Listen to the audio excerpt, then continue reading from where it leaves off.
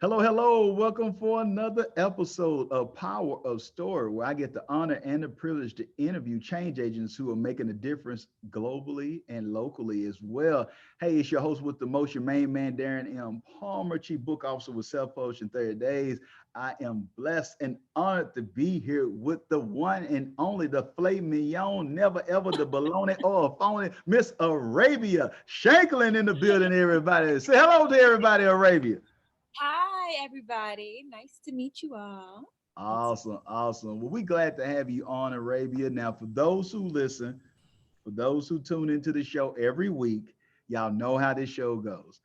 I get out the way, and we're able to hear from the change agent themselves. So, Arabia, if you don't mind, I know some who've read the bio or read the show notes know a little bit about you, but share with us a little bit of who you are, far as the evolution to you being who you are right now.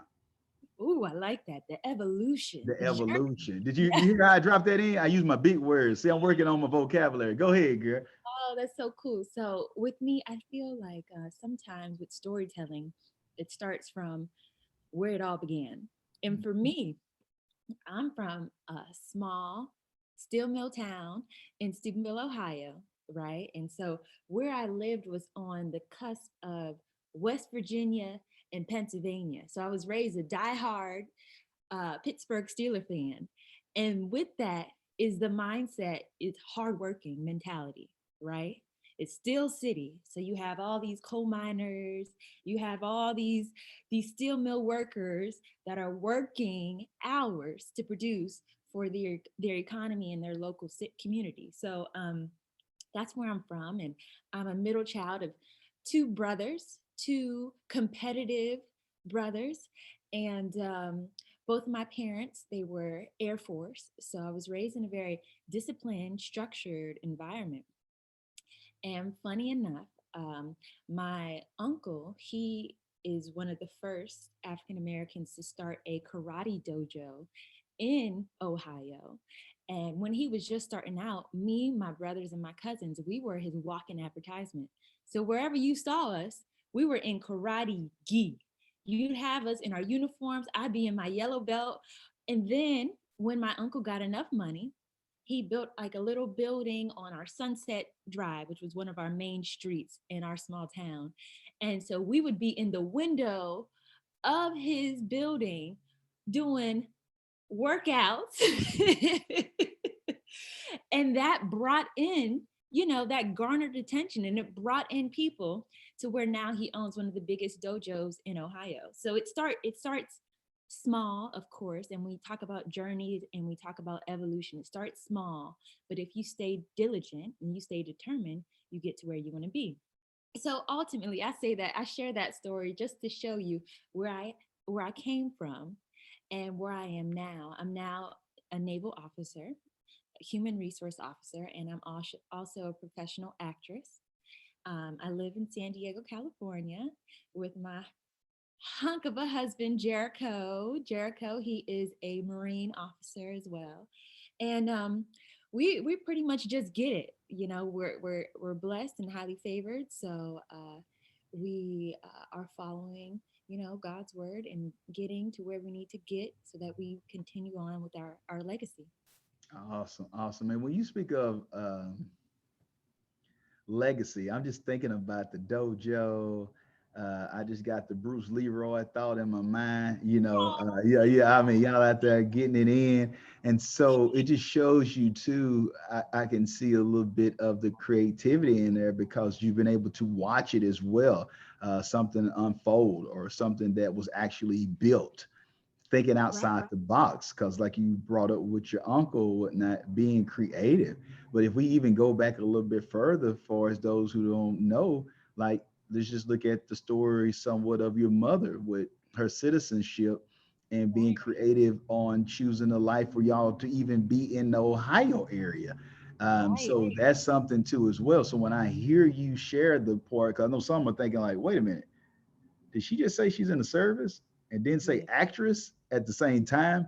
But looking at your background with your family, you can see the creative that I don't have to just do what everyone else does. Not knocking that, That's understandable, but you could be with steel toe boots on with an orange outfit on for you, you know what I'm saying, for US Steel. And so you could have that. But let's dig a little deeper into that, Arabia, if you don't mind. Far as you, what would you say would be some of the things and lessons that you've learned that allow for you to think outside the box for your own choices on being in the military, for one? Because you could have said, I'm a woman or I'm a man, I don't want to be in the military, but you chose to be in the military. And then you also made the choice to continue to know that you can be creative and express yourself through the art or whatnot of what you're doing through acting. So could you speak to us about that? Wow, Darren, after talking to you, that kind of just made the tie. Sometimes you need to hear words to make ties together because Taekwondo is an art form. So, and it's also a sport. But when you think outside the box, and you talk about my mom, her being Jamaican and her getting her citizenship by joining the Air Force, where she met my dad, everything is different, so we're normal, but it's still a little different. And one of the lessons I always share is like you have to dare to be different, because it's not until you really step out on faith and try out something that's not the status quo, until you really start seeing the effects and the manifestations and the universe coming into play with your new story. So one, you got to dare to be different.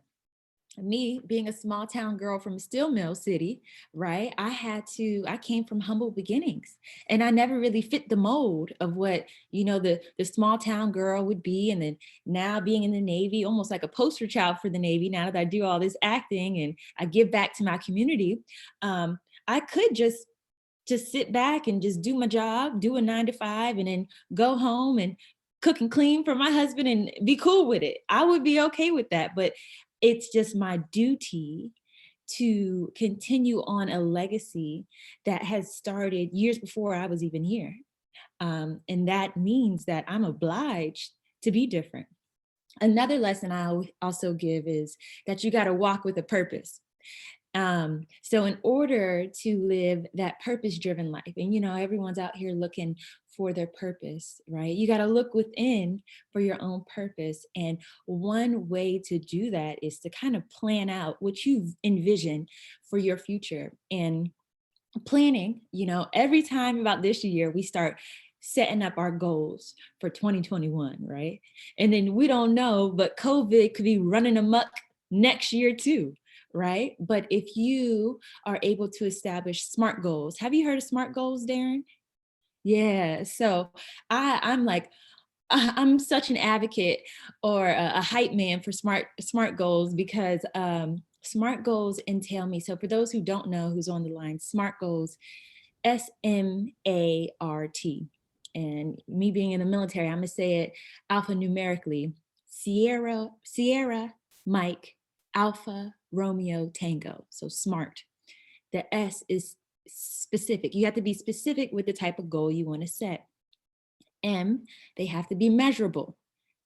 A, they have to be attainable. They can't be just goals that, hey, I want to make $1 million within the next year. Well, how are you, doing what, right? R, they have to be relevant. They have to be relevant to your situation and who you are. You got to be humble. Everybody wants to be a millionaire within the next 30 days. They have to be relevant to who you are. And lastly, but not leastly, timely. You have to establish a time frame to which you want to achieve those goals. So that helps with the whole aspect of walking with your purpose, but being specific and planning it out. And then the third lesson I want to give is with respect to doing our part as citizens, and doing our part as, I guess, loved ones of our family and friends, right? So one thing that always keeps me humble and grateful is that you have to contribute, whether you're contributing to the church or you're contributing to people. Sometimes with Jericho and I, if we don't make it to church, sometime during that week, we're going to give back, find a way to either give financially or our time to someone or an organization that's in need. So we do that as a means to just give back. And then you can see once you sow those seeds, the blessings come. And so that all ties into being faithful to yourself and to your believer. You know, when I'm listening to you, Arabia, sharing this valuable information for those who are tuned in, I mean, she just dropped some stuff on us now. You know, I'm not going to have the cash app on right now for y'all, but I just want to let y'all know that y'all are blessed. She's giving back right now. So I don't know if she went to church last Sunday or not, but she's giving back right now to us, because that is brilliant far as you understanding and having some tangible steps that you can take to align or figure out what that purpose is by Right. her sharing to look within, and then understanding, okay, well, that's good. And it sounds like it's the woo woo coming, but then she hit us with the smart goals. So now, no matter who you are, there are things that you're going to learn, as some of the old saints would say, by and by. So you will learn these things by as you initiate and start. When you Man, start, you're going yeah. to start figuring things out. You don't have to know. Most people never start Mm. because they want to know how it's going to end before they start. That's where faith comes in. You have to control the controllables, do what you can do. And when you get to the next door, then deal with whatever you need to deal with at the next door. But as for right now, all you have to do is just start with what Arabia shared with us, is look from within, get the smart goals or whatnot, and then finding a way to be able to walk that out one step at a time. And then you will pivot, you will make adjustments. That's Exactly. part of the process. It's Right. not the end of the world. All people do it, not only you. And so, with you being an inspiration to so many by you giving back, you and Jericho, the whole nine, and going back to your community and what you're doing for our country. Thank you so much too for your service. I want to Oh, tell you that too on air. all right. Um, but I also want to hear from you, who inspires Arabia? Ooh, that's such a deep question, because I think at different seasons of your life, you can be inspired in different ways, right? I think who's been uh, so inspiration throughout life and will forever be will be my mother, right? But if we were to, for those who don't know my mother, another figure who I really look up to and have appreciated has been Harriet Tubman. And everyone says, is it because she led slaves through the Underground Railroad? No, even deeper than that. Just to see um, her as a strong woman back in those days, facing adversity and having that determination to get through and come back to the South, go to the North, right? But you also see the power of the Lord through her. She was a vessel, right? And to me, I'm solely just a vessel. Um, and her story, her resilience keeps me going. And then there's another woman who recently passed away, Ruth Bader Ginsburg, Supreme Court Justice. Seeing that, for those who don't know her story, she was married, gone to Harvard Law School, was one of the first women to go to Harvard Law School, and she was married to someone also attending Harvard Law School. She was pregnant. Her husband, he got cancer. And so she not only would attend her Harvard Law School courses and schooling, she would also attend his classes and then go home and raise their children while her husband is battling cancer. He was able to overcome that.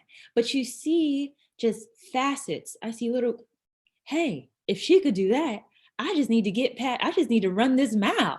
I apply that in so many different situations just to see people who were able to overcome a major obstacle that I would hope no one would ever have to face. But the fact that they've been able to overcome shows and reveals to me that I'm able to overcome the obstacles that are placed in front of me. And those who are on the line, you're able to overcome the obstacles that come your way, whether it be financial, whether it be medically, or whether it be just everyday drama and gossip with people. You're able to overcome it too, because life is bigger than that.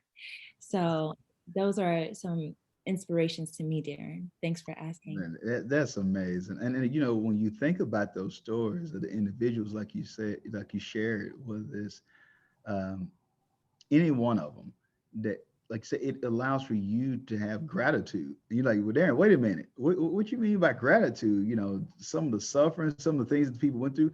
Yeah, because it enlightens you and it equips you, and it also allows for you to empathize and realize that, wait a minute, I just thought I had it tough. I Mhm. just thought I was going through something. But like you brought up, Arabia, I want to bring this up for our audience. You're using that as a tool. I can run Mhm. that mile because this woman had to go, and most people are struggling just trying to get through one semester and I'm not knocking this at just at a local school. Oh. Here, this woman is at Harvard Law. And you mean to tell me not only is she doing her work, but then she had to go and do her husband and still got kids. But you know, any one of those, for most of us, we would have fell out because, oh well, you know, I can't do, maybe when the kids get old, right now, you know how it is. You know, it's easy to have that excuse, but you can't have that excuse when she's talking about, and yeah, I got the kids, and well, you don't know, my husband, he's been somewhat ill, and he's dealing with cancer, and so that little education thing, you got to focus on what actually matters, what's really important. We can make stuff sound real good with excuses, Right. but when you deal with these type of outliers out there that are just straight knocking it out the park, and they're not allowing any obstacle to keep them from their opportunities in life, it it make you get back into reality and know what you can do. And we all need that to be able to glean from, that can allow for us to reach for our full potential as well, because somebody's depending on you to be your higher self so they can accomplish their dreams and goals too as well. Now, Arabia, you've shared a little bit with us, and I want to be respectful of your time, but I do have to ask you this. What is the future of your store? What do you hope your legacy to be? You brought up legacy, you brought up the L word, you're already giving back, you're already, you know, being a change agent, you're already doing quite a bit. So what does that look like for you in the future or whatnot? What do you hope to accomplish? um, so I believe with future accomplishments, they may not be tangible in nature, but Winston Churchill, he had a quote. He has a famous quote, and it's, "History will be kind to me, for I intend to write it." And with that quote, that's one of those motivational quotes that I have written on a sticky note on the desktop of my laptop, because it's one of those things, right? If you do your part, you contribute. So, all the lessons I gave before, you dare to be different, you walk with a purpose, right? Um, History will motivate you to leave that legacy. So, history is what motivates me, those inspirations, um, my family, people like you, and just the amazing people that we come across that may not be featured on this podcast, but will encourage you to keep moving, um, and take action. Man, that's amazing. And like, it's just those type of quotes, like you Yeah. talked about. It's It, those reminders. And for those who are listening to Arabia, understand that this is not a one-time job. This is not a one, like you just don't brush your teeth one time. Hopefully, for some of you, I can tell, but for others who are brushing their teeth on a regular basis, or you taking a bath or taking a shower, you keeping good hygiene, all or right. and when it comes to, and this is just transferable, if it comes to working out, you can't think you're going to work out one time, Right. or you think to have the proper nutrition just one week, and the rest of your life you can just throw it out because you did your part this week. What Arabia is sharing with us, even though I'm cracking jokes a little bit with it, but it's the same thing when it comes to your personal development, your professional development, whether it's in your spiritual life, it's in your marriage with a significant other, whether it's in your health, your wealth. This is ongoing, people. So Um, those triggers, that's what you see Arabia having, are triggers. So it triggers her to be in the right state of mind right. so she can produce with that mindset of gratitude and what Mm, can be accomplished. It's a reminder because if not, you will be taken off path through what's on the news, what right. was just text to you, what you just scrolled and seen on your feed on social media. So you're swaying back and forth Mm, instead of having an anchor. And so when you know who you are, what your purpose is, you are anchored in your truth. So that allows for you to be able to move forward towards those smart goals that she brought up because you know what your truth is. So, Arabia, before we get out of here, could you share with people how can they connect with you? How can they follow you on social media? Any details? How can they book you if they're looking to book you? Whatever you got, girl, share it with the people. Okay, you can follow me on IG at Arabia Essence. There is a link on my page where you can book 30-minute life balance consulting with me. I also have a Facebook group, Behind the Scenes with Arabia Essence, where I share little tidbits that keeps me on the right path. As Darren says, giving me those inherent triggers to know what I need to go back to in order to get over the obstacle that faces me at that moment. And then I have a fan page on Facebook, Arabia Essence. Thank you again, Awesome. Darren, for having me. Awesome. We thank you. Let Jericho know we appreciate him allowing for us to borrow his wife Yeah, again, again, again. He letting us borrow his wife again. I'll tell you, that's a good man. He keep letting us borrow his wife. I'm telling you, that's all right. So nothing but love for my brother over there too as well. Excellent guy. We're gonna have to get him on the show yeah, one day and schedule to get him on because he just does a great job. I do got to give y'all some dibs on this. Me and my wife was able to connect with Arabia and her husband Jericho, and so we was flying back to Texas after we met with them. And my wife was like, Arabia, she's kind of like more like an introvert, huh? She don't really talk a lot. I like, nah. I said Arabia talks. She shares quite a bit. I said, but me and Jericho, we just kept talking the whole time. I said, and Arabia didn't really get a chance. Now, me and Arabia, we had our conversation, but we just go at and just talk about right. everything with each other. But me connecting with Jericho, like it was just like, man, we were just able to connect on such a level. And I said, and I thought about it after it was done. I said, but I was enjoying my brother. I said, hey, you got one life. I said, you got one life. I said, hey, me and Jericho going for what we know if I catch this plane. And I said, we'll have the Lord say the same, the creek don't rise.